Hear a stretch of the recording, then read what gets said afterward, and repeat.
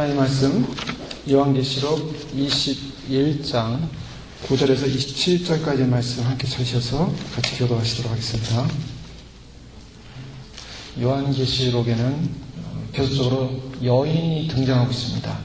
대표적인 여인은 세상을 타락시키는 음녀라는 여인이 등장하는 것을 저희가 살펴볼 수 있었습니다. 이 음녀는 사도 요한 당시에 로마로 알려져 있고 오늘날로 하면 세상의 영을 상징하고 있습니다. 온갖 세상의 부귀영화로 치장을 하고 세상의 돈과 사치로 치장을 하고 세상의 온갖 자랑과 세상의 온갖 명예와 세상 것으로 치장한, 그래서 세상 것으로 가득 몸에 붙이고 세상을 소망하는 그런 여인, 이 여인의 모습은 음녀요 적그리스도와 함께하는 더러운 영이었습니다. 이 음녀는 바로 그리스도를 대적하고 하나님을 믿는 사람들을 대적하는 대적자의 모습으로 등장하고 있음을 저희가 살펴볼 수가 있습니다. 그러나 이 음녀에 반해서 오늘 저희가 살펴보는 너무나 아름답고 귀한 여인이 나옵니다.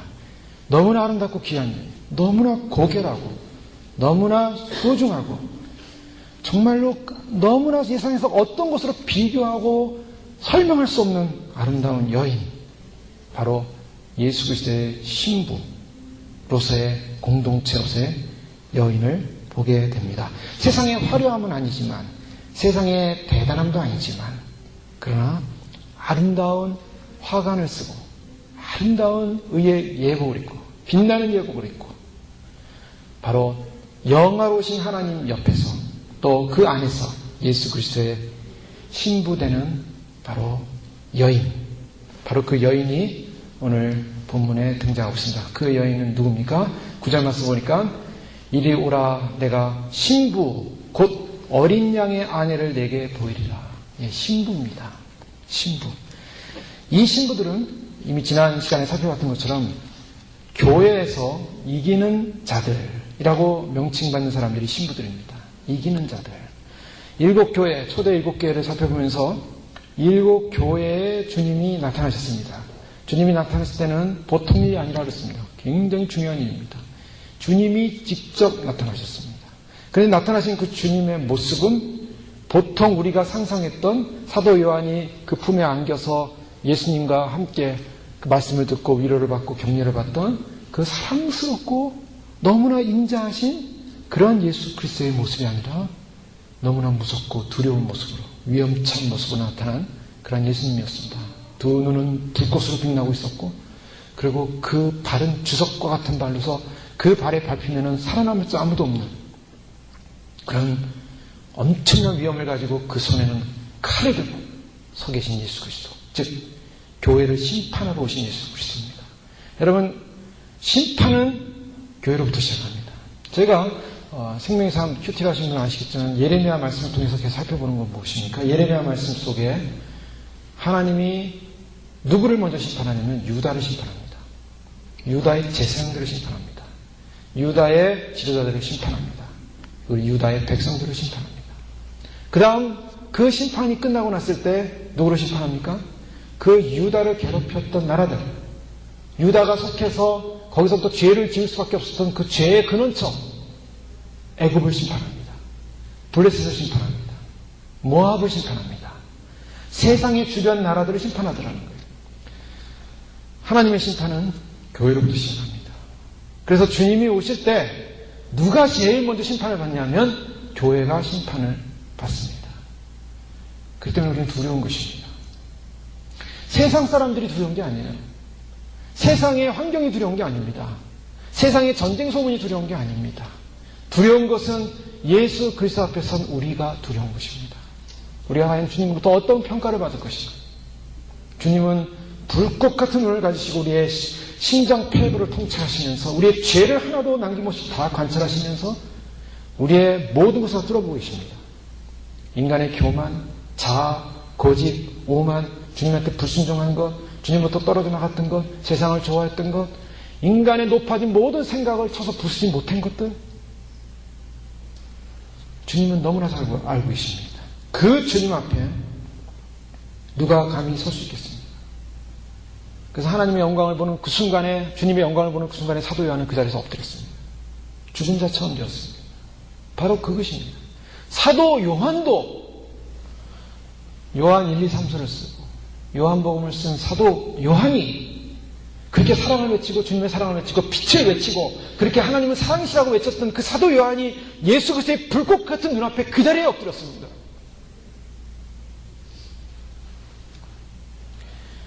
주님의 말씀은 무서웠습니다. 너희의 행위를 다 인정한다. 너희들의 삶도 다 인정한다. 너희들의 수고도 다 인정한다. 너희들의 노력도 다 인정한다. 그런데 핵심이 빠졌다. 심장이 빠졌다. 나에 대한 첫사랑을 잃어버렸다. 회개하고 돌이키라. 그리고 첫 행위를 가지라. 아무리 대단한 일을 하고 아무리 굉장한 일을 하고 아무리 위대한 일을 많이 했어도 주님에 대한 그 마음의 사랑이 빠져버리면 주님에게 심판의 대상이 된다는 것입니다. 그 때문에 두려운 것입니다. 언제부터 떨어졌는가를 기억하라. 어디서부터 떨어졌는가를 기억하라. 우리는 알고 있습니다. 어디서부터 주님의 사랑에서 떨어져 나왔는지. 그래서 그걸 회개하는 것입니다. 주님, 바로 거기입니다. 우리 심리학에서도요, 사람들의 어떤 그 상담 치료를 할 때 사람들에게 있어서 가장 본질적인 문제가 뭔가를 이렇게 추적해가죠. 그래서 추적해가는 과정 속에, 그래서 상담자와 내담자가 서로 대화하는 과정 속에 무엇이 문제일까? 주변에 이런저런 얘기하는 건 다 주변 얘기입니다. 사실 처음부터 속에 있는 걸 얘기하지 않아요. 시간이 지나고 계속 그 얘기를 들어갈수록 뭔가 결론에 도달합니다. 그 결론에 도달하는 바로 그 영역, 결론에 도달하는 바로 그 부분을 핵심 역동, 보통 사람들이 그렇게 해석을 하고요. 키 락 시스템이라는 말을 합니다. 즉 열쇠로 거기 푸는 열쇠예요. 바로 그 부분. 그 부분이 과거에 어떤 사건이 됐든, 그 부분이 과거에 어떤 상처가 됐든, 그 부분이 무엇이든 간에 한 영역이 있어요. 그 부분을 다스리는 거죠. 그래서 그 부분이 해결이 되면 이제 치료가 되기 시작합니다. 해결을 할 수가 없습니다. 왜냐하면 과거 사건이니까. 그래서 인지상담의 방법은 그걸 인식하는 거예요. 아, 나에게 그런 문제가 있었지 그때. 그것 때문인가. 자기는 몰랐는데 상담을 통해서 발견해간 겁니다. 바로 그 부분이었어요. 그래서 그때 그런 걸 어떻게 해석합니까? 할 때 그때는 그런 상황이었는데 그러면서 자기가 정리를 해요. 그렇게 상황이 그랬었지만 지금 생각해보니까 꼭 그럴 만은 아니었겠네요. 라면서 스스로가 정리하기 시작합니다. 그래서 스스로 정리하는 걸 인지상담이라고 해요. 그 치료가 일어나는 건 아닙니다. 그러나 스스로 정리만 어느 정도 돼도 그 사람은 치료했다라고 얘기해요. 모든 요즘 뭐 정신분석이나 아니면은 정신과나 아니면 일반 상담하는 상담 사람들이 쓰는 방법이 다 인지상담입니다. 그래서 어디서부터 문제가 됐고 그 내담자가 내가 어디서부터 문제가 됐는가를 인식해서 그것을 설명할 수 있을 정도만 되면 벌써 치료가 시작됐다고 보는 거예요. 거기까지입니다. 세상 방법은. 그런데 우리는 달라요. 우리는 그거 가지고 치료가 안 됩니다. 우리는 주님으로부터 그걸 끄집어내야 돼요. 주님 앞에 그것을 끄집어내야 돼요. 그래서 그 끄집어낸 그 부분을 주님의 성령의 은혜로 치유를 받아야 돼요. 그 성령님의 은혜로 치유받기 위해서는 고통이 따릅니다. 꺼집어내야 하는 고통이 따릅니다. 그래서 그거를 꺼집어내서 주님 앞에 내놓을 때 주님이 그것을 해결해 주셔야 됩니다. 제거해 주셔야 됩니다. 씻어 주셔야 됩니다. 그것이 해결되지 않는 이상에는 우리가 다시 거듭나지지가 않습니다. 꽁쾌 잡은 그 응어리가 내 안에서 해결되지 않으면 주 옆에 그 죄의 덩어리를 가지고는 거듭나지지가 않습니다. 포장하고 사는 거예요. 마음을 포장하고 있고 주님께 포장하고 있는 것입니다. 주님 괜찮지요? 아시지요? 내 형편 아시지요? 하면서 포장하고 있는 거예요. 사실은 꺼져버려야 돼요. 그래서 그것이 빨리 부셔져야 됩니다. 그리고 주님으로부터 씻어져야 돼요. 그리고 씻겨지고 사라지고 없어지고 동해서에서 먼 것처럼 없어지고 내 안에 주님의 성령으로 말미암는 그 자유함이 와야지 우리가 주 안에서 주님에 대한 온전한 사랑과 기쁨과 감격이 회복되는 줄 믿습니다. 그게 거듭남이에요. 그래서 오늘날 이 시대에 많은 성도님들이 거듭났다고 생각하고 교회를 다니고 있지만 사실은 어느 순간에 거듭남을 잃어버렸어요. 그래서 다시 거듭나라고 말씀하는 겁니다. 우리가 지금 필요한 것은 거듭남이에요. 내가 정말 거듭나지고 있는가? 거듭남이 한 번 딱 거듭나서 거듭나지는 건 아닙니다. 우리의 그런 생각의 틀이 자꾸 바뀌죠. 우리가 보통 알았던 신학으로는 예수님 한번 믿는 순간에 우리는 거듭났고 예수님의 성령이 우리에게 임했기 때문에 우리는 구원받은 존재다. 우리는 늘 그렇게 생각해 왔습니다. 그런데 주님이 그런 거듭난 교회에 향해서 왜 첫사랑을 잃어버렸다고 말씀하시고 왜 그 거듭난 교회를 향하여 그 많은 수고, 행위와 노력을 알면도 불구하고 그러면 구원 다 시켜주셔야지 왜 칼을 들고 오시냐 말입니다. 왜 불꽃 같은 걸 오시냐 말입니다. 왜 책망의 모습으로 오시냐 말입니다. 거듭났다고 생각하고 하는 모든 신앙적 행위가 사실은 포장된 행위였어요. 내가 종교적인 열심을 가지고 열심히 행하는 것으로 나는 거듭난 존재라고 착각하고 있는 것입니다. 열심히 행해요. 열심히 봉사하고 열심히 전도하고 열심히 선교도 가고 열심히 말씀도 가르치고 열심히 훈련도 받고 열심히 하는데 그 열심히 하는 것 그 자체로 나는 거듭난 존재로서 나는 당연히 구원받을 거라고 착각을 하고 있는 거예요. 주님은 아세요. 무엇이 문제였는지. 주님 앞에 골방에 들어가서 무릎을 꿇고 주님 죄를 아십니다. 고백하고 토해지고 통회하고 그리고 부서지고 주님 그 죄가 참으로 주님으로부터 주님의 성령의 은혜로 말미암아 씻음받지 않으면 나는 구원받을 수 없습니다. 씻겨지지 않으면 이길 수가 없어요. 그래서 에베소 교회는 첫사랑을 회복하지 못하는 자는 이기는 자가 못 됩니다. 그럼 그 수많은 노력과 그 수많은 봉사와 그 수많은 섬김이 다 수고 헛되다는 거예요. 환란이 넘어갑니다. 그럼 구원받는 비결이 뭔가? 구원받는 비결은요, 사실 그렇게 어려운 게 아니에요. 대단한 일을 많이 하고, 대단한 노력을 많이 하고, 대단한 업적을 많이 쌓고, 대단한 굉장한 일을 많이 했다고 구원받는 게 아니에요. 주님에 대한 사랑이 회복될 때, 주님에 대한 그 순수한 사랑이 회복될 때 구원이 임하는 것입니다. 그게 신부예요. 신부가 돈이 많습니다. 세상적인 명예가 많습니다. 세상적으로 뭐 굉장한 지위를 갖고 있습니다. 세상적으로 대단한 이름을 내고 있습니다. 근데 마음에 중심이 없어요. 신부라기 보기 어렵죠. 이미 그래서 이겨야 한다고 말씀합니다. 이기는 자들은 어떤 자들인가? 바로 신부가 되는 자들입니다. 그러면 그 이기려면 이기는 모습 속에 우리가 지난주에 살펴봤던 그 말씀 속에는 그 새 예루살렘 성에 들어가는 그 이기는 자들의 모습에는 무엇이 있습니까? 목마름이 있습니다. 생명수에 대한 목마름. 그 생명수에 대한 목마름을 가진 사람들이 반드시 이길 수 있다는 것입니다. 목마름이 없이는요, 죄를 이길 수가 없습니다. 하나님에 대한 목마름이 없이는, 거룩함에 대한 목마름이 없이는, 말씀에 대한 목마름이 없이는, 주님 사랑함에 대한 목마름이 없이는 죄를 이길 수가 없어요. 늘 집니다. 그래서 그 목마른 사람만이 죄를 끊고 사단을 미워하고 악을 미워하고 죄를 미워하게 되는 것입니다. 예전에는 우리가 죄를 좋아했습니다. 그래서 죄와 너무나 친밀했습니다. 죄가 죄인지 모르고 살았습니다. 주님이 그렇죠. 대충 주님 아시죠? 그렇게 살아도 이렇게 살아도 주님 나를 구원하실 것이죠? 하면서 대충 죄와 취해 살았어요. 그런데 주님은 이제 우리한테 그걸 허락하지 않습니다. 끊을 것을 끊어야 한다고 말씀하고 있습니다. 정리할 것을 정리하라고 말씀하고 있습니다. 그걸 끊고 정리하지 않으면 안 됩니다. 로마의 영광은 나름대로 화려했습니다. 세상의 영광은 나름대로 화려해 보입니다. 그래서 세상의 영광이 사람들을 유혹합니다. 세상의 영광으로 와라. 세상의 영광으로 와라. 얼마나 세상의 영광이 화려하냐면 예수님이 40일 동안 금식하시면서 광야에서 고난의 시간을 겪고 났을 때 마귀가 나타나서 천하 만국의 영광을 보여주면서 내게 절을 하면 주겠다. 그만큼 세상의 화려함은 예수님을 유혹할 정도로 그 유혹이 강한 것입니다.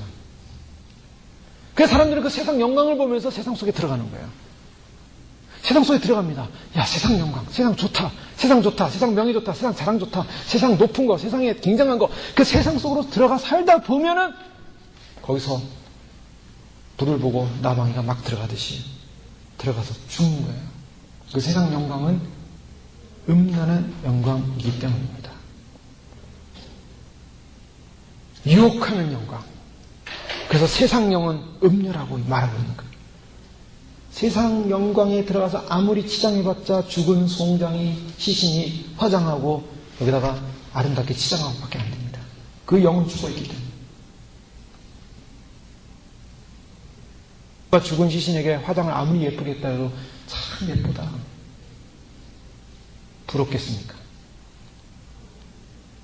신부들은 새 예루살렘의 영광을 소망하면서 누구도 감히 접근할 수 없는 고귀한 모습으로 외롭지만 고독스럽지만 주님 한 분만을 사모하면서 믿음으로 인내하는 사람들입니다.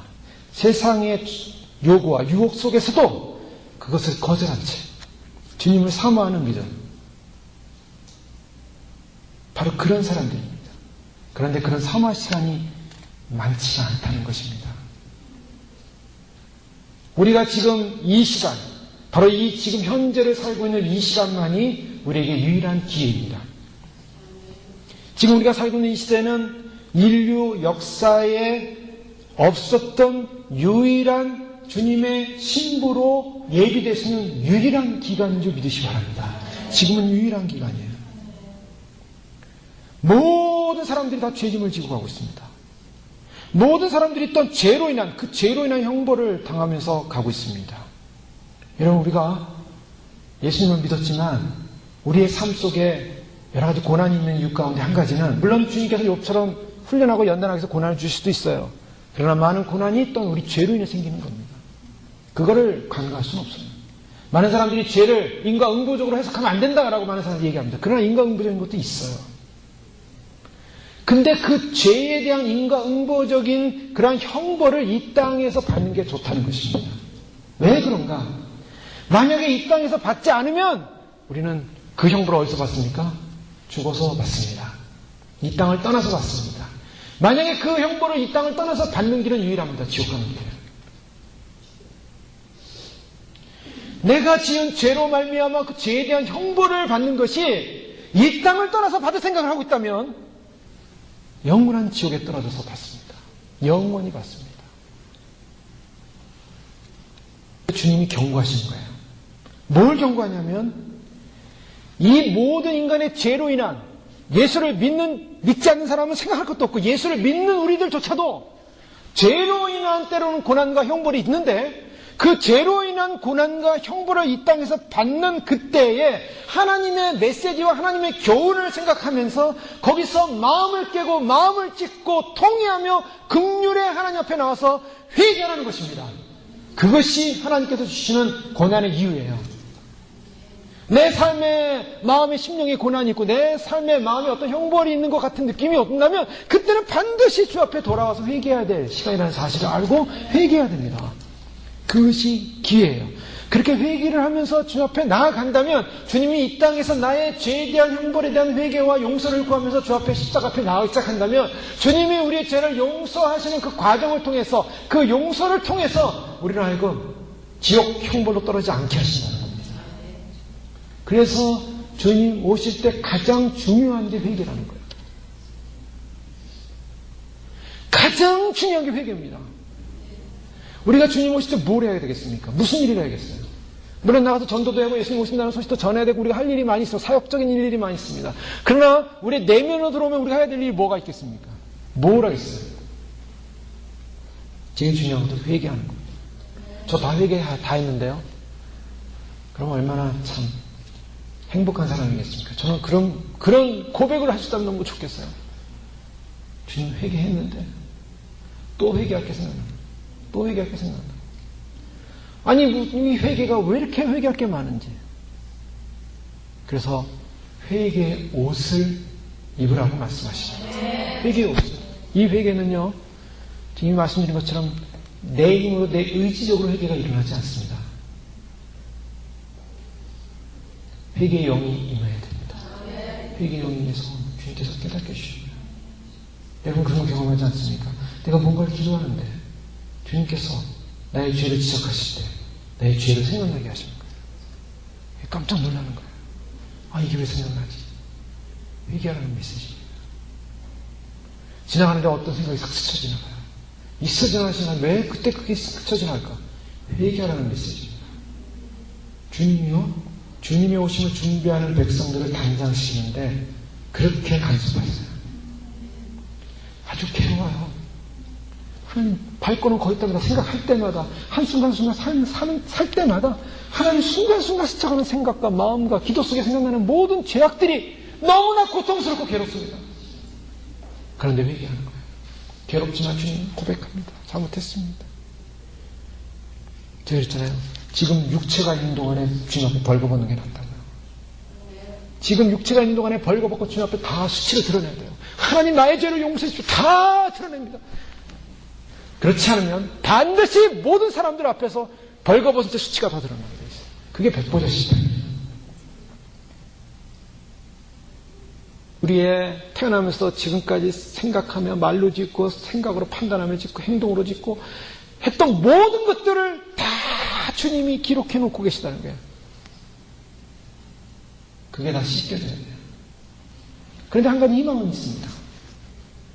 내가 그것을 다 기억 못하고 다 씻지 못할 수가 있어요. 내가 아무리 회개한다 해도 회개에 그런 한계를 느낄 때가 있어요.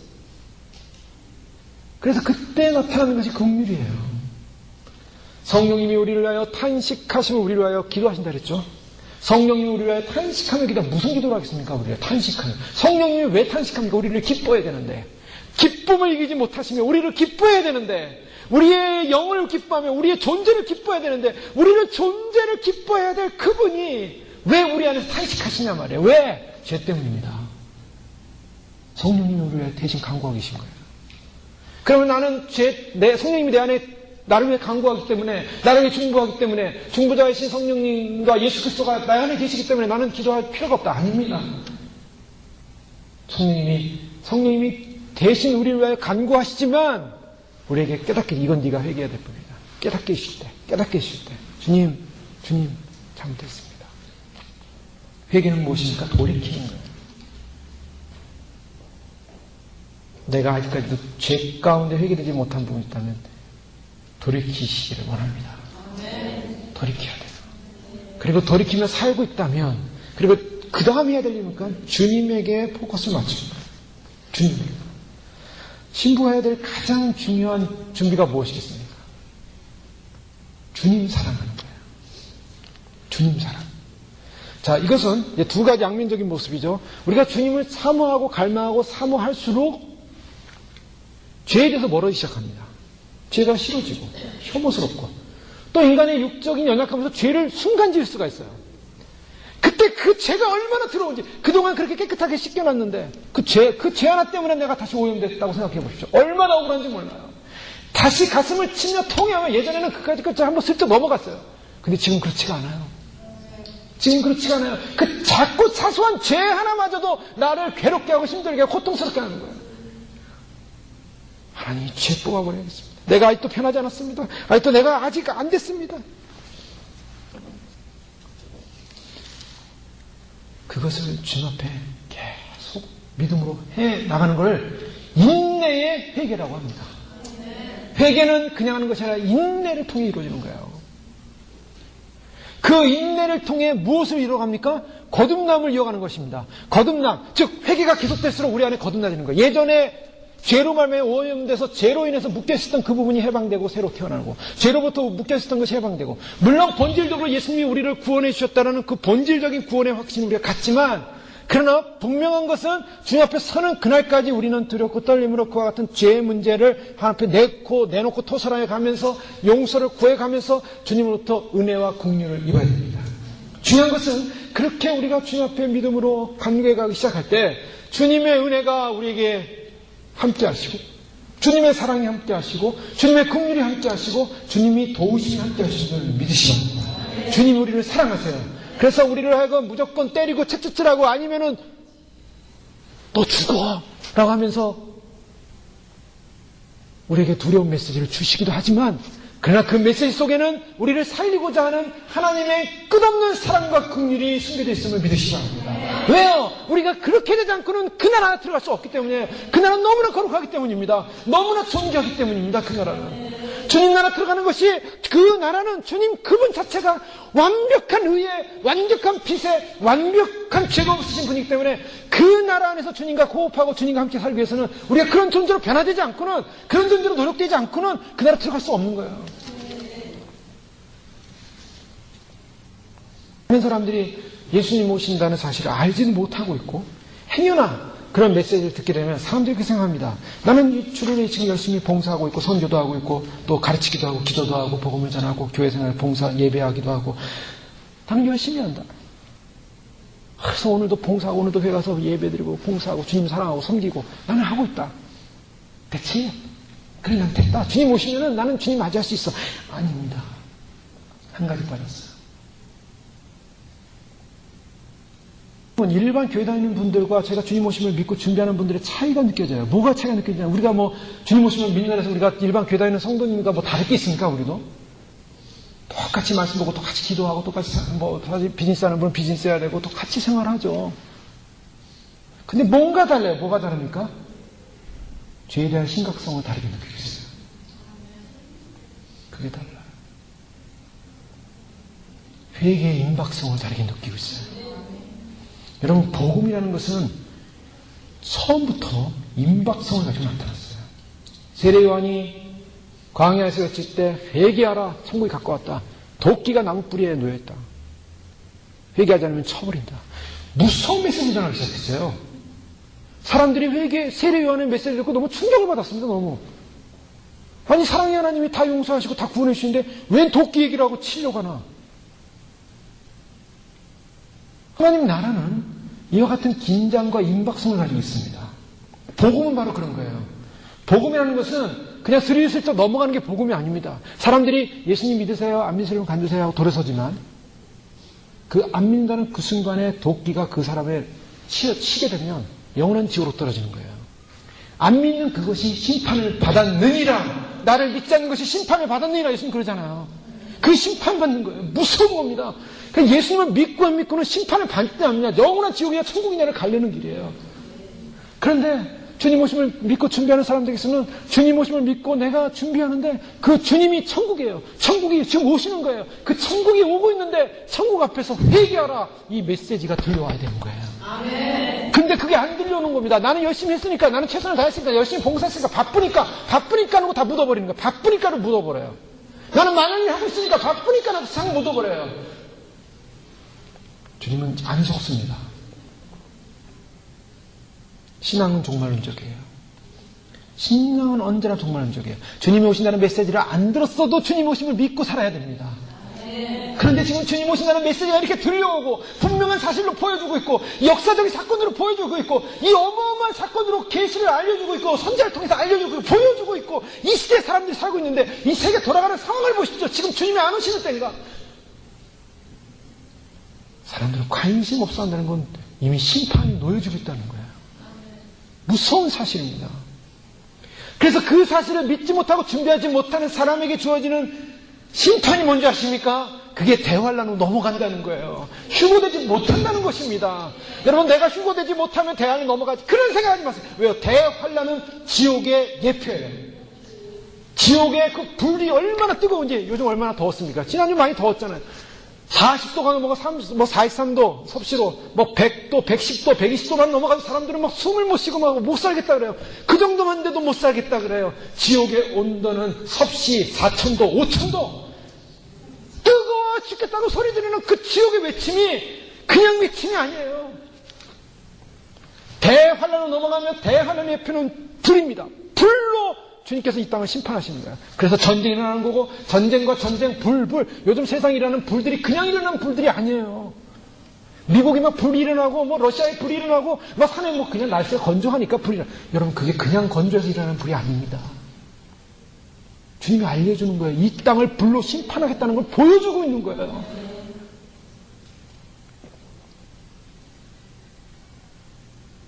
그래서 주님이 마지막 때 깨어나라고 하는 것입니다. 왜요? 그 말씀대로 하면 마지막 때 교회들은 다 잠자고 있다는 거예요. 깨어나라는 것은 무슨 말씀입니까? 주님 오신다는 메시지를 믿고 준비하고 예비하라는 것입니다. 그게 깨어나는 거예요. 깨어난 사람들은 준비하는 거예요. 잠자는 사람들은 준비 안 합니다. 그 차이가 있어요. 죽음의 잠에서 깨어나라는 것은 왜요? 왜 깨어나라는 겁니까? 왜 깨웁니까? 깨우는 이유가 뭐예요? 살라고 깨우는 겁니다. 살으시라고. 제발 환난에 넘어가지 말라고. 그래서 깨우는 거예요. 사람들이 그런 얘기하면은 부담스러운 사람들 많이 있죠. 불편한 사람들 많이 있죠. 그런 거 들으면서도 얘기합니다. 왜요? 왜 얘기합니까? 그 사람 영혼을 위해서. 새 예루살렘은 새 창조를 근거로 해서 이루어집니다. 새 하늘과 새 땅이 이루어질 때 주님께서 새 예루살렘 성을 하늘로부터 내려오시는 장면을 우리가 살펴볼 수 있습니다. 백보자 심판이 끝나고 새 하늘과 새 땅이 시작되고 새 하늘과 새 땅은 새 창조를 말하고 있습니다. 과거의 창조는 사라지고 이제 주님께서 새로운 시대를 열면서 새 하늘과 새 땅을 여시는데 그 새로운 새 하늘과 새 땅의 가장 센터는 누군가? 바로 새 예루살렘이 하늘로부터 내려옵니다.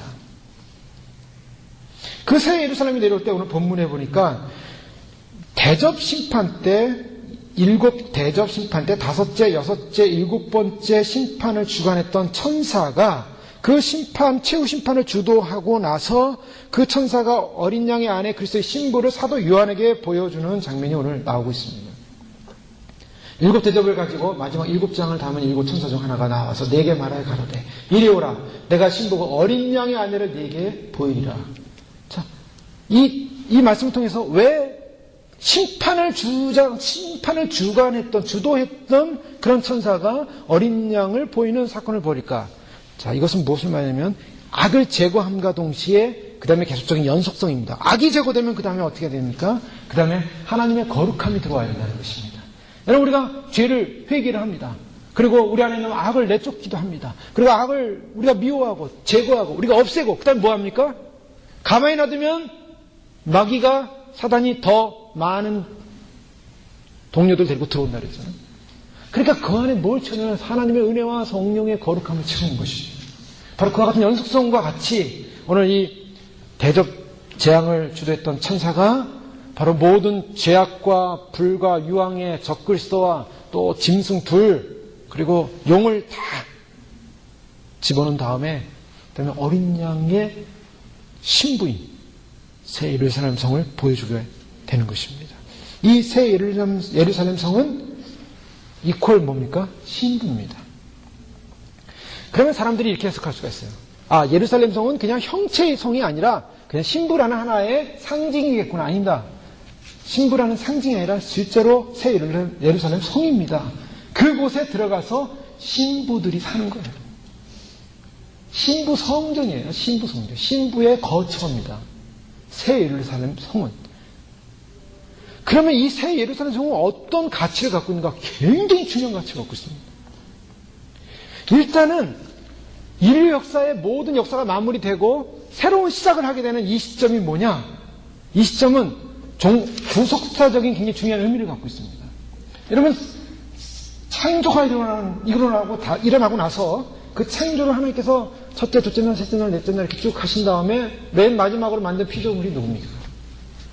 사람을 만들었어요. 아담을 만들었어요. 그리고 아담을 만들고 그 아담과 함께 할 수 있는 아내를 만들었습니다. 결혼관계를 형성을 이뤘잖아요. 에덴이 바로 그와 같은 하나님의 피조세계가 남편과 아내가 이루어지는 첫 창조였어요. 그런데 그 첫 창조가 실패를 했습니다. 아내가 뱀에게 유혹을 받아서 선악과를 먹게 되고 타락하게 되고 결국 아담도 타락하게 되고 그래서 그 타락으로 인해서 인류는 다 타락해버렸어요. 그러니까 하나님의 첫 작품이 타락해버렸어요. 하나님께서는 모든 역사를 주관해 가시면서 인류의 역사를 최종적으로 어떻게 만드시냐면 실패를 만드시는 것이 아니라 완성으로 만드십니다. 하나님의 구속의 완성이라고 그래요. 에덴에서 실패했던 그 아담과 하와의 죄가 모든 죄의 문제가 다 해결이 되고 정리가 된 다음에 새 하늘과 새 땅, 새 예루살렘 성에서 바로 둘째 아담이신 예수 그리스도와 그 예수 그리스도의 신부 대신 바로 그 교회가 연합되어지는 완전한 구속의 완성, 구속의 재완성. 그래서 새로운 새 창조가 시작될 때 그 새로운 새 창조 속에 새로운 에덴에서 바로 그것이 새 예루살렘입니다. 새로운 에덴에서 그 제2의 아담이신 예수 그리스도와 신부가 연합되는 사건이에요. 여기서부터 새 창조가 시작되는 겁니다. 그러니까 창조 때 실패했던 에덴 동산이 이제 새하늘과 새 땅에서 다시 새롭게 시작되는데 완벽한 새로움을 이루는 거예요. 왜요? 이미 첫 창조 때는 하나가 범죄함으로 실패했어요. 그래서 이제 새롭게 시작되는 새하늘과 새 땅이 시작되는 새로운 창조 속에는 절대 실패해서는 안 됩니다. 그렇기 때문에 실패해서는 안 되기 때문에 실패하지 않을 사람들을 뽑는 거예요. 그래서 신부가 되는 게 쉬운 게 아닙니다. 일단은 신부로서 주님의 초청을 받아야 돼요. 또 초청을 받은 사람들은 다 누구겠습니까? 교회라고 볼 수가 있어요. 오늘날의 모든 교회들은 신부로서의 초청을 다 받은 거예요. 우리가 그래서 교회는 신부다 그러잖아요. 그리스도의 신부다. 그 사람들은 다 신부기 때문에 우리는 신부라는 이름을 갖고 있기 때문에 다 들림받을 것이다. 아니에요. 신부로 초청을 받았는데 신부로서의 삶을 살아야 됩니다. 신부로서 준비를 해야 돼요. 신부로서 예비가 돼야 돼요. 신부로서 준비되고 예비되지 못하면 어떻게 됩니까? 안 되는 거예요. 그래서 그 완벽한 신부들, 그 신부가 뭐라 그랬습니까? 이기는 자들이라고 했어요. 교회 내에서 이기는 자들, 목마름 있는 사람들, 주님에 대한 첫사랑을 회복한 사람들, 죄악을 제거하고 주님께로 달려가는 사람들, 바로 이런 사람들이 바로 신부로서 예수 그리스도와 새 창조의 새 예루살렘 성에서 새로운 시작을 하게 됩니다. 그런 의미에서 굉장히 중요한 거예요. 신부는 결혼식의 주인공이라고 할 수 있어요. 그래서 하객들이 다 앉아 있고요. 오늘날 우리가 결혼하는 결혼의 모습과 비슷하죠. 신랑님 계십니다. 신랑이 먼저 딱 대기하고 있어요. 누가 등장합니까? 신부가 등장하는 거예요. 신부가 등장할 때 드레스를 입고 화려하고 가장 아름다운 모습으로, 가장 우아한 모습으로, 가장 사랑스러운 모습으로 신부가 등장할 때 그때 모든 하객들이 기뻐하고 환영을 하고 그 신부를 보면서 아름답다. 새하늘과 새 땅이 시작될 때 그 예비된 하나님의 완벽한 신부들이 예비되어 있다가 그 신부가 하늘로부터 내려옵니다. 사람들이, 거기 있는 많은 백성들이, 먼 피조세계가 그 신랑을 위하여 그렇게 아름답게 단장된 그 새 예루살렘, 그 새 예루살렘 신부를 섬기고 있기 때문에 그 신부의 모습을 보면서 너무나 감동스러워하는 거예요. 그러면서 새 창조가, 창조에 의해 새로운 새 영생의 시간이 시작이 되는 것입니다. 얼마나 그 신부가 아름다운 모습이겠습니까? 이 세상의 부귀 영화와 영광이 그 신부와 비교하면 어떤 존재일까요? 싸구려 냄새나는 그런 화장품에도 끼지 못하는 아주 추악한 세상의 부귀영화라는 것입니다. 세상의 온갖 부귀영화를 다 몸에다 다 치장하고서 그 아름다운 신부와 비교해버립시다. 비교할 수가 없습니다. 마귀가 그래서 질투하고, 마귀가 그래서 그것을 미워하고, 마귀가 자기가 가질 수 없는 그 신부의 영광을 너무나 미워하기 때문에 그 신부를 한 명이라도 떨어뜨리기 위해서 발악을 하고 있는 거예요. 왜요? 떨어져야 자기가 지옥으로 같이 들어가기 때문에. 마귀는 어떻게 하든지 자기가 가는 그곳으로 다 타락시켜서 데려가려고 하는 겁니다. 왜? 하나님의 그 영광에 도달하지 못하게 하려고. 자기는 하나님의 영광에 도달하고 싶었어요. 그래서 하나님과 높아지고 싶었어요. 하나님이 갖는 그 영광의 모습을 자기가 취하고 싶었어요. 근데 못 취하고 타락했거든요. 못 취하고 쫓겨났거든요. 그런데 신부들이 여기서 예비되어 있다가 그 영광, 자기가 추구하고자 했던 그 영광에 올라가는 거예요. 신부가 되는 그 순간에 어린 양의 아내로서, 어린 양의 족보요, 어린 양과 같은 왕권을 갖는 존재가 되는 거예요. 영원한 신적 존재와 같은, 어린 양과 같은 모습으로, 그리스도와 같은 모습으로 예수 그리스도와 하나님과 함께 교통하는 그 영광스러운 자리로 올라가기 때문에 마귀는 발악하고 싫어하는 겁니다. 그래서 마귀가 이 세상의 모든 교회들을 달라붙어가지고 타락시키려고 하는 거예요. 근데 사람들은요, 그 마귀가 주는 영광 앞에 눈이 어두워가지고, 마귀가 주는 세상적인 세속적 영광 앞에 눈이 어두워가지고, 하나님이신 영광스러운 영광을 바라보지 못하고, 결국 거기에 자꾸 유혹되고 넘어지고, 그 영광을 추구하다가, 결국에는 마귀와 함께 환란에 넘어가고, 마귀와 함께 지옥으로 떨어지는 거예요. 얼마나 무서운 사건입니까? 하나님이 어마어마하게 상상할 수 없는 축복을 예정하고 계십니다. 세상의 음료들은 세상에서 멋있으라고 합니다. 매일같이 치장하라고 합니다. 매일같이 잘난 체라고 합니다. 매일같이 드러내라고 합니다. 세상으로부터 인정받으라고 합니다. 그래서 사람들에게 인정받고 사람들이 멋있다 그러고 사람들이 좋다 그러면 그게 좋아가지고 세상에 것 추구하려고 해요. 야, 좋은 대학 갔다 그러면 다 좋아하고 뭐 좋은 직장이다 좋아하고 좋은 뭐 비즈니스가 잘 된다 다 좋아하고 물론 다 잘 되면 어떤 면에서 그것이 하나 영광에서 사용되면 도구로 사용되면 좋은 게 툴이에요. 그러나 그게 목적이 되는 그 순간에 인간은 타락하는 거예요. 허영으로 살기 시작합니다. 허영. 겉이 화려할수록요. 사실은 속은 비어있는 거예요. 속이 비어있는 사람이 겉을 화려하게 해요. 탤런트들 보십시오. 뭐 탤런트 다 그런 건 아니겠지만 속이 비어있는 사람일수록 화려하게 해서 자기를 치장하고 자기를 드러내고 자기가 속에 비었다는 걸 드러내지 않으려고 노력하지 않습니까? 사람들의 마음은. 속이 꽉 찬 사람들은 어때요? 그게 그렇게 중요하지 않아요. 밤새도록 기도하면서 눈이 퉁퉁 붓고 주님 앞에서 울며 회개하고 죄로 인해서 마음을 찢으며 마음을 아파하며 주님의 긍휼을 구하며 주님의 사랑을 구하며 주님의 은혜를 구해서 주님께서 주시는 그 위로 가운데 힘을 얻는 사람들, 새 힘을 얻는 사람들, 주님의 사랑이 회복되고 나면 죄가 자꾸 떨어져 나감으로 말미암아 씻어짐으로 말미암아 그렇게 장막처럼 주님과의 관계가 어두웠는데 주님이 가까워지고 주님의 사랑이 내 안에 들어오고 주님의 그 영광스러운 천국의 소망이 날마다 내 안에 넘쳐나기 시작하고 그 주님을 기다리고 주님을 바라보고 세상 그 화려함이 눈에 들어오지도 않습니다. 그거의 시간이 어디 있어요? 주님께 사랑 고백할 시간도 없는데 주님을 찬양할 시간도 없는데 주님께 기도할 시간도 없는데 여러분 저는 요즘 누구를 많이 묵상하면 그 향유를 부은 여인을 자꾸 묵상하게 됩니다. 예수님 돌아가시기 전에 제자들 다 거기 앉아있는데 예수님 돌아간지도 몰랐어요. 심각성도 모르고. 근데 그 옥합을 가지고 있는 그 여인이 예수님을 만나 뵙고자 소망하고 마음에 그 사랑을 닮아가지고 예수님 만나자마자 그냥 그 비싼 향유를 깨가지고 예수님에게 두 가지 나오죠. 머리에 붓기도 하고 발에 붓고 머리털로 닦으면서 발에 입맞춤하는 그 여인. 상상이 가십니까 그게? 그냥 해보십시오 그렇게. 연기로 안 돼요. 마음이 없는데 그게 안 돼요. 왜 그 여인이 그럴 수 있었을까?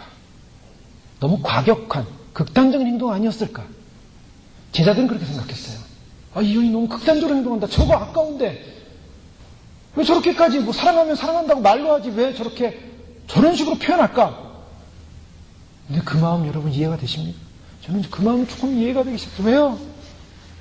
그 여인의 마음속에는 막달라 마리아로 알려진 여인이지만 그 여인이 7 귀신 들려서 참으로 그 귀신 때문에 평생을 고생하고 죄로 인해서 그 고통스러워하다가 그 귀신에 사로잡혀서 살다가 완전히 죽으면 귀신 때문에 지옥 가야 될 인생이었는데 예수님이 귀신을 쫓아내주고 자유함을 주고 해방을 주고 그 예수님이 자기를 해방했다는 그 감격과 사랑이 얼마나 위대하고 기쁜지 예수님 외에는 구원이 없는 거예요. 예수님 외에는 자기를 해결할 자가 없었어요.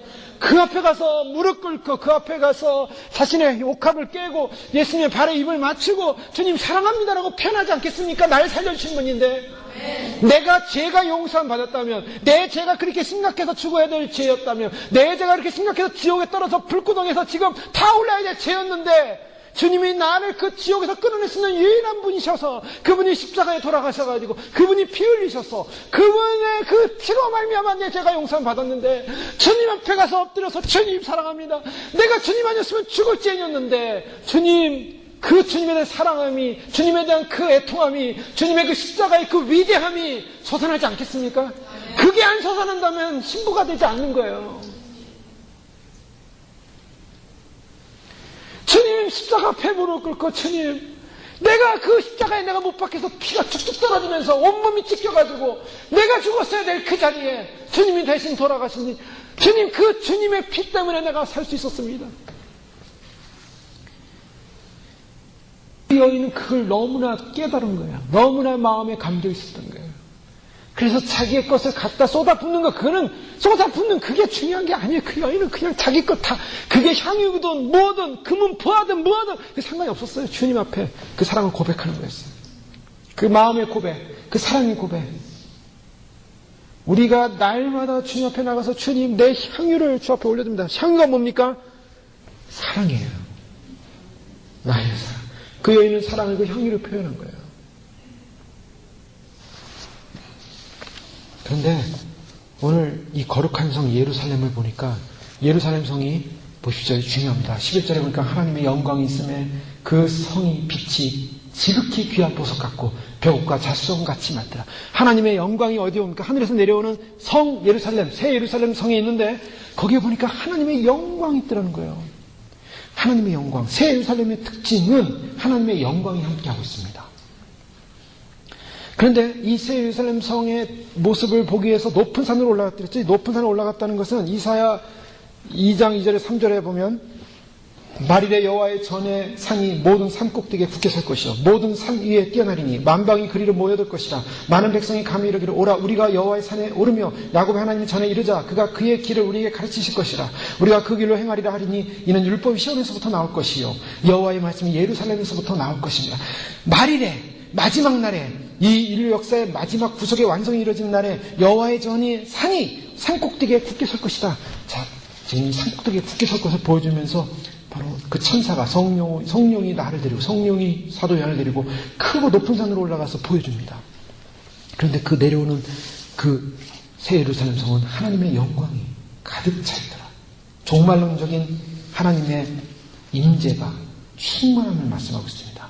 하나님의 영광이 있다. 하나님의 영광이 있다. 하나님의 임재가 있는 것입니다. 근데 그 하나님의 영광의 임재가 있는 그곳에 가만히 보니까 그 성의 빛이 지극히 귀한 뭐와 같다고 말하고 있습니까? 보석과 같다고 말씀하고 있습니다. 자, 여기서 굉장히 주목해야 될 부분이요. 바로 이 부분입니다. 보석입니다. 옥합을 깨는 여인이 자기의 사랑을 뭘로 표현했습니까? 향유 옥합으로 표현했어요. 그래서 그 향기가 막 퍼져나갔어요.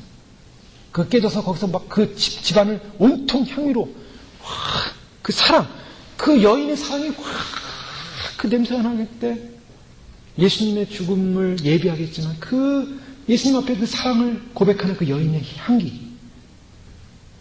하나님께서 새 예루살렘 성을 보실 때 하나님의 거룩한 영광과 임재를 주시면서 그 거룩한 영광과 임재가 무엇으로 나타나고 있냐면 보석으로 나타나고 있다.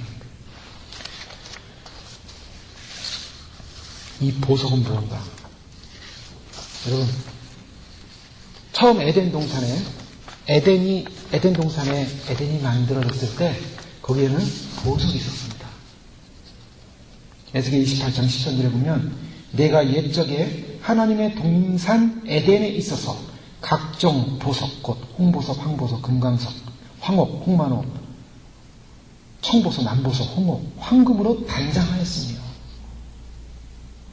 에덴의 동산에 보석이 있어서 단장했다 했어요.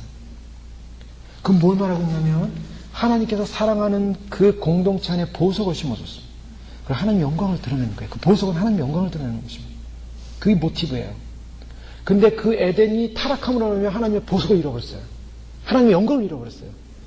그래서 하나님께서 그 하나님의 영광을 나타내는 보석을 어디다 심었습니까? 그 다음에 심어준 게 대제사장이에요. 대제사장의 흉패에 출애굽기 28장 10절에 20절에 보면 대제사장이 흉패를 매는데 여러분 보셨죠? 흉패 보면 여기에 보석이 하나 둘 셋 해서 네 줄로 되어 있습니다. 세 개씩 네 줄이 되어 있어요. 홍보석, 황옥, 녹주옥, 석류석, 남보석, 홍만호, 호박, 백만호, 자수정, 녹보석, 호만호, 벽옥이라는 그 보석으로 되어 있어요. 그 흉패가 뭘 말하는 줄 아십니까? 대제사장이 지성소 안에 들어갈 때 그 보석을 갔습니다. 된 보석을 입고 들어가는 거예요. 하나님의 영광이 임재하는 걸 말하고 있어요.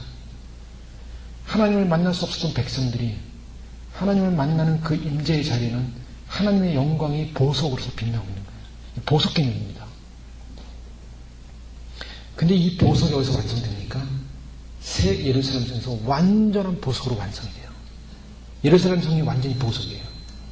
그래서 진주문이죠. 진주문으로 동서남북 3개씩 12개. 또 그 성곽과 그 전체는 정금으로 되어 있어요. 정금. 그리고 온갖 보석으로 되어 있습니다. 그 보석이 완성되는 거예요. 자, 여기서 잘 아셔야 되는 건요. 이 세상 사람들이 보석을 좋아합니다. 세상에 태어나서요, 보석하면 사람들이 굉장히 가치 있는 걸 여겨요. 보석. 사람들의 마음속에 보석이라는 소중성이 있어요. 가치성이 있어요. 그 가치성이 어디서부터 왔냐면 바로 에덴 동산부터 온 거예요. 창조부터 왔어요. 그 보석은 뭘 말하냐면 하나님의 영광을 드리는 것이었어요. 근데 인간들이 그걸 잃어버렸어요. 잃어버려가지고 사람들의 마음속에는 그 영광을 찾고자 하는 소망이 있는 거예요. 그래서 보석을 보면 하나님의 영광을 봐야 되는데 인간이 죄를 얻었기 때문에 하나님의 영광을 안 보고 보석이 좋다는 것만 알아요. 그래서 그 보석으로 뭐 합니까? 나의 영광을 취하는 거예요. 그 보석이 나의 영광이 되어버렸어요. 그래서 보석으로 나를 취하는 시작해요, 사람들이. 다 금, 다이아, 치장하고. 그래서 많은 보석을 치장하면은 그것이 그 사람에게 영광이 돼요. 그 사람들은 자기를 영화롭게 하기 위해서 보석을 많이 사가지고 보석으로 치장하기 원해요. 그게 마귀가 하는 짓입니다. 마귀는 하나님의 영광의 보석의 빛을 발할 수가 없는 존재예요. 가질 수도 없고 취할 수도 없어요. 그래서 이 땅에 사는 사람들에게 보석을 좋아하게끔 만들어 놓은 거예요. 좋아해라, 좋아해라. 그래서 그 보석의 가치성을 가져서 그 보석으로 하나님의 영광을 모으는 게 아니라 보석으로 자기를 영광스럽게 만들어버렸어요. 그리고 타락시켜서 자기가 하나님의 영광을 취할 수 없기 때문에 마귀는 인간으로 하여금 스스로 자기 보석을 가지고 자기 영광을 취하게 만들어서 타락시켜서 하나님께 대항함으로 말미암아 영광 돌려야 될 그 보석의 영광이 자기를 영광 돌리는 자기 우상으로 만들어버려가지고 결국 그 존재를 하나님 앞에 타락시켜서 지옥으로 가요. 거기는 보석이 없어요. 보석은 천국에만 있습니다. 하나님이 그 보석을 통해서 보여주는 거예요. 그래서 천국에 가면요, 전부 보석인 거예요. 왜 보석이냐면 그 보석은 하나님의 존재와 영광의 가치를 보여주는 거예요. 그래서 하나님을 잘 섬기고 하나님께 예배하고 하나님을 사랑하고 하나님의 영광을 추구하는 인생에 보석이 더 많이 붙는 거예요. 그 사람이 하나님의 영광이 더 많이 들어가는 거예요. 그래서 세마포와 예복에도 수없는 보석이 붙고요. 면류관에도 수없는 보석이 붙어요. 그뿐만 아니라 그가 사는 집, 그가 사는 모든 하나님 주시는 선물은 다 보석이에요. 그뿐만 아니라 새 예루살렘 성 자체가 보석 덩어리예요. 하나님의 영광이에요. 하나님의 영광을 선포하고 있는 거예요. 그것이 보석이 좋아서가 아니라 보석이 내 안에 나를 영화롭게 해서가 아니라 내가 하나님을 사랑하고 하나님을 영화롭게 했더니 하나님께서 그 하나님의 영광을 우리에게 보석을 심어줘가지고 보석으로 드러나게 하는 거예요. 그게 보석 모티브입니다. 굉장히 중요한 오늘 새 예루살렘 영광의 모습이 나타나고 있어요. 11절에 그 성이 빛이 지극히 귀한 보석 같고 벽옥과 수정같이 말이더라. 12문이 있고 성곽은 기초석이 있고 거기에 12사도와 또한 기초석에는 12사도요. 또 문에는 12지파의 이름의 문이 있습니다. 12사도의 문이라고 기초석에는 12사도라는 것은 하나님의 나라는 사도들과 사도들이 전한 하나님의 말씀이 세워졌다. 사도 바울의 에베소 2장 20절 말씀에 너희는 사도들과 선지자들 터 위에 세워심을 입은 자라. 그래서 예수께서 친히 모퉁이 돌에 계셨느니라. 사도들의 터. 그래서 사도들의 이름이 나오고 새 예루살렘 성의 그 문들은 12지파란 말이에요. 12지파는 뭘 상징합니까? 그 12지파는 내가 하나님 나라에 들어갈 때는 새로운 지파가 되어야 된다는 것이죠. 새로운 지파라는 그 말은 나의 과거의 모든 신분이나 나의 과거의 모든 나의 업적, 나의 자랑, 나의 옛것은 다 없어져야 한다는 거예요. 새로운 지파로 들어가야 됩니다. 새 이름을 받아야 돼요. 새 이름, 새 지파로 들어가야 됩니다. 그런데 중요한 건 뭡니까? 그 새 예루살렘 성은 문이 있다는 거죠. 주님 말씀하셨어요. 담 넘어 들어올 수 있다고. 메리 백스터라는 분이 천국 지역 갔다 온 간증 있지 않습니까? 근데 그분이 천국 갈 때 간증을 들어보면 천국문에 딱 들어가려고 하는데 큰 문이 있는데 못 들어가요. 천사가 스톱. 들어가서 뭘 가지고 나옵니다. 책을 가지고 나와요. 이름이 있나 없나 확인. 이름이 있어요. 들어갑니다. 중요한 건 우리가 천국문에 그냥 못 들어간다는 거예요. 반드시 생명책에 이름이 기록되어 있어야 됩니다. 그게 중요한 거예요. 그래서 오늘 20절에 보면 무엇인지 속된 것이나 가증한 일, 거짓말하는 자 결코 그리로 들어오지 못하되 오직 어린 양의 생명책에 기록된 자들 뿐이라. 여러분, 생명책 우리 이름이 기록되어 있어야 됩니다. 생명책 이름이 기록되어 있으면 어떻게 됩니까? 이기는 자가 돼야 돼요. 초대교회 주님 말씀하시잖아요. 내 생명책에서 그 이름을 지우지 않으리라. 무슨 말입니까? 생명책에 이름이 지워질 수 있다는 거예요. 그러니까 우리가 주님 앞에서 주님, 내가 교회 다녔습니다. 교인입니다. 내가 열심히 봉사했습니다. 그거 가지고 생명책에 내 이름이 기록됐다라고 보면 안 돼요. 내가 정말 주님 사랑하고 있는가? 주님으로부터 내가 정말 주님으로부터 사랑을 받고 있다는, 내가 주님과 연합되어 가고 있는가? 여러분, 왜 죄를 씻어야 되고 왜 회개해야 되냐면 주님과 연합이 있어요. 내가 죄를 씻지 않으면 주님은 죄가 없으신 분이기 때문에 주님과 하나 될 수가 없습니다. 지금 이 새 예루살렘의 신부의 특징은 더 이상 성전이 없다 그랬어요. 성전이 없고 하나님과 예수 그리스도가 친히 성전이 되셔서 그들과 함께하고 있다. 즉 새 예루살렘의 신랑과 신부는 연합돼서 하나 되는데, 그 연합돼서 하나 되기 위해서는 반드시 죄가 사라져야 돼요. 죄가 사라지고 없어져야 우리가 주님과 하나 됩니다. 주님과 하나 되기 위해서 우리는 주님 앞에 가는 거예요. 얘기하는 겁니다. 씻는 거예요. 주님 앞에 우리의 개수적인 회개를 우리가 주님 앞에 그게 나아갈 때 주님이 어떻게 생각하시겠습니까? 우리를 기뻐하십니다. 우리를 귀하게 여기십니다. 우리가 주님 앞에 노력하는 그 노력을 주님이 소중히 여기십니다.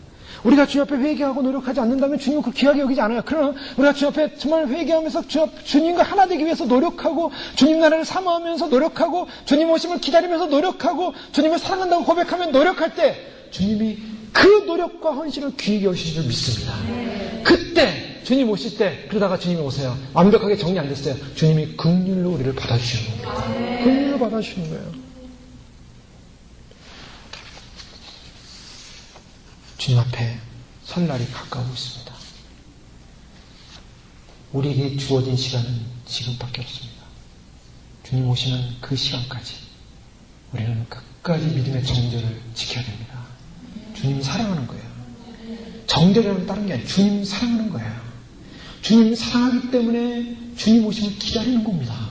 주님 사랑하기 때문에 주님 앞에 내가 깨끗한 존재로 주님과 함께하기 위해서 나를 자신을 씻기를 원하는 것입니다. 주님 사랑하기 때문에 주님의 보혈의 그 십자가의 은혜 가운데 머물면서 주님과 내가 하나 되노라고, 주님 내가 주님과 함께 십자가에 못 박힌다고 주님 앞에 고백하면서 이제는 내가 산 것이 아니라 오직 내 안에 그리스도께서 사신 것이라고, 주님이 내 안에 살고 계시고 내가 주님 안에 들어가고, 주님 안으로 들어가는 그 사람만이 내가 곧 문이요 그 안으로 들어간다고 말씀하고 있습니다. 내가 지금 주님 안에 들어가고 있지 못하다면, 내가 주님 앞에 지금 서 있지 못하다면, 주님 문 안에 내가 있지 못하다면 나는 구원받지 못한 자예요. 내가 주님 앞에 지금 있어야 됩니다. 주님 문 안에 들어와 있어야 됩니다. 주님 몸 안에 지금 들어와 있어야 돼요. 그래서 그 주님의 주시는 은혜와 주님이 주시는 성령의 은혜와 주님 주시는 그 임재의 은혜가 우리 안에 계속해서 임재가 임하고, 주님 앞에 우리가 고백되어지고 그 사랑과 연합되어지고 고백되어질 때, 그 연합되고 고백되어지는 그 연합의 하늘체가 된 바로 그 영광이 주님 오시는 날 주님께서 데려가시는 겁니다. 주님 연합되기 원합니다. 사랑하기 원합니다. 주님, 이 세상 어떤 것보다도 귀하신 나의 주님, 세상의 보석과는 비교할 수가 없습니다. 주님만이 나의 생명이고 주님만이 나의 사랑입니다. 주님 오실 때 우리에게 보석을 주실 거예요. 주님의 영광으로 기도하겠습니다. 이 시간 기도할 때 하나님, 주님 사랑해 주시고 더 사랑, 더욱 사랑, 더욱 섬길수록 더욱 사랑, 주님 십자가 앞에 나가며 주님의 사랑 안에 머물며 주님 은혜 가운데 머뭅니다. 주님, 우리의 모든 죄를 씻어주시고 그 영광스러운 새 예루살렘 성의 그 아름다움, 그 고결함, 그 위대한 영광이 빛난 그 아름다운 보석의 영광, 그것이 바로 새 에덴의 창조예요. 그것이 잃어버렸던 성전의 완성이에요. 그래서 신부는 바로 하나님이 구속 역사에 이르는 꽃인 것입니다. 에덴이 잃어버렸던, 아담이 잃어버렸던 하나님과의 관계를 회복하고 그 에덴을 다시 회복하고, 이스라엘 백성들이 그렇게 제사를 통해 율법을 통해 하나님을 만나고 싶었지만 만날 수 없었던 그 임재를 영원히 함께할 수 없었던 주님과 영원히 연합되어지는 바로 그 자리, 주님, 바로 그 주님의 구속의 영광을, 구속의 완성을 이루어드리는 신부 되기 원합니다. 주님, 신부 되기 원합니다. 주님 모든 죄를 씻어주시고 주님 거룩하게 해주시고 주님 오시는 그날까지 주님 사랑하며 주님 한 분만 바라보며 주님만 의지하며 주님 안으로 들어가서 주님 문 안에서 주님 몸 안에서 주님과 교제하며 영원히 그 안에 그 성소 안에 있기를 원합니다. 할렐루야 할렐루야. 주님 임하소서 인치소서 붙잡아 주시옵소서. 할렐루야. 기도하시겠습니다. 할렐루야 스마라라 할렐루야 스마라라. 오늘 이 자는 하나님께서 임하여 주셔서 하나님 아버지 참으로 주님 앞에 주님을 사모하며 주님을 갈망하며 주님을 위하는 모든 백성들마다 하나님이여 스마라 임하여 주시옵소서. 할렐루야 스마라. 여호와 하나님의 거룩한 은혜 가운데 임하여 주시고 할렐루야 스마라. 하나님의 인도하시가 도우심이 아니고서는 하나님의 축복과 은혜가 아니고서는 하나님의 성령의 임재가 아니고서는 하나님의 은혜가 아니고서는 주님 그 안에 설 수 없습니다. 주님 하나님 참으로 주의 사랑의 은혜에 설 수 없습니다. 하나님의 보혈의 은혜로 인쳐주시며 하나님의 성령의 은혜로 인쳐주시며 주님의 거룩한 능력 안에 머물게 해주시고 아버지 하나님 주님의 사랑으로 주님의 은혜 가운데 아버지 하나님 그 신부로서 넘겨지는 놀라운 역사 임하게 하여 주시옵소서. 할렐루야 스마라나 여호와는 사랑하 할렐루야 스마라 하예루 스마라. 여호와는 내 거룩한 은혜가 임하게 하시고 하나님의 거룩한 임재가 임하게 하여 주시고 하나님의 통치가 임하여 주셔서 거룩한 아버지 하나님 새 예루살렘의 그 거룩한 가운데 임하게 하시고 나를 위하여 나의 죄를 위하여 아버지 하나님 주님이 나를 위하여 대신 십자가에 피 흘리신 아버지 하나님 그 거룩한 사랑이 아버지 하나님 나에게 너무나 크게 아버지 하나님 그 거룩한 사랑이 너무나 위대하기에 아버지 하나님 그 거룩한 사랑이 너무나 소중하기에 아버지 하나님 그 거룩한 사랑의 표현을 참으로 주님 내 마음과 내 심령을 좁혀드려 주님 사랑합니다. 주님 고백합니다. 아버지 하나님 주님만을 참으로 사랑합니다.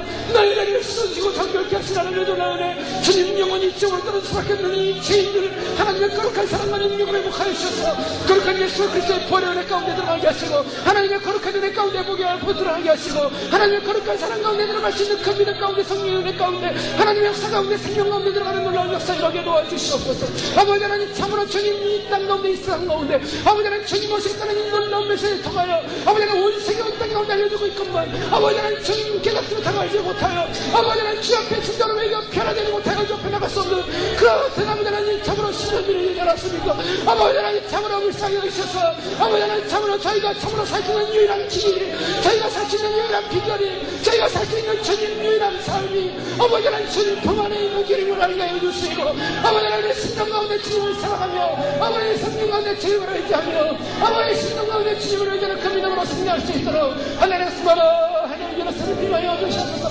오늘 스마라 하나님의 선을 임하여 주셔서 하나님의 스마라 여호와 능력에 임하여 주시옵소서. 아멘. 하나님의 스마라 여호와 아버지 하나님의 생명의 은혜가 임하여 주시고 아버지 하나님의 생명의 역사가 임하여 주시고 아버지 하나님 스마라 하나님의 스마라의 거룩한 영이 임하여 주시고 하나님의 놀라운 성령의 은혜가 하나님의 모든 신령하고 임하여 주셔서 주님 사랑합니다 사랑합니다 고백하며 하나님의 거룩한 놀라운 영광과 하나님의 거룩한 임재와 통치가 회복되어지는 놀라운 역사를 보게 하시고 하나님의 거룩의 역사를 보게 하시고 하나님의 놀라운 생명의 역사를 볼 수 있도록 하나님 도와주시옵소서. 하나님의 스마일 스마일 하나님의 사랑하는 사랑하는 하나님의 스마일 하나님의 스마일 하나님의 스마일 하나님의 스마일 스마일 하나님의 스마일 주님 앞에 우리가 사랑을 고백하고 있습니다. 우리의 사랑을 주 앞에 올려드리고 싶습니다.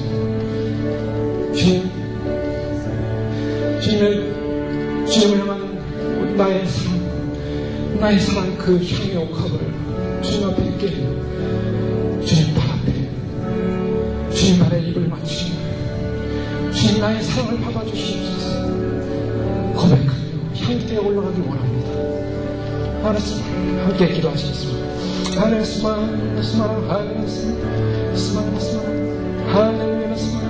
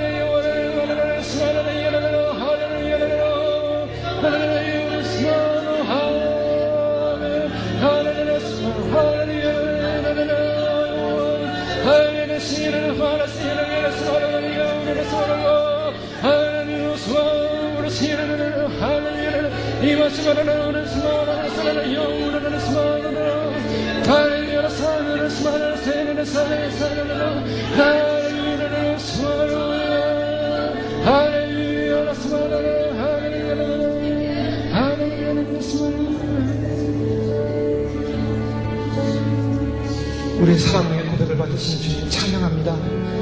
우리를 사랑하시되 죽기까지 사랑하셔서 우리를 영원토록 사랑하시겠다고 약속하시니 감사합니다. 우리를 사랑하신 주님 우리를 버리지 않으시고 불러주셔서 감사합니다. 마지막 때 택하셔서 감사합니다. 주님 우리를 택하셔서 주의 신으로 예비시켜주시고 주님 신에서 찬양합니다. 주님 참으로 주님 사랑합니다. 주님 영원히 사랑하게 하시고 주님과 연합되어지게 하시고 하나 되어지게 하시고 주님 오시는 그날까지 주님 한 분만에 소망하며 정결을 지키며 믿음으로 살아가며 아버지 하나님 주님 앞에서 주님 거룩한 신부로서 주 앞에 서는 그날까지 믿음으로 승리하게 축복하여 주시옵소서. 악의 영들은 떠나가게 하시고 어둠도 떠나가게 하시고 죄악도 떠나가게 하시고 주님 거룩과 성결을 이루며 인내의 길을 이루어 주님 앞에 온전히 설 수 있는 영들로 축복하여 주시옵소서. 할렐루야 할렐루야.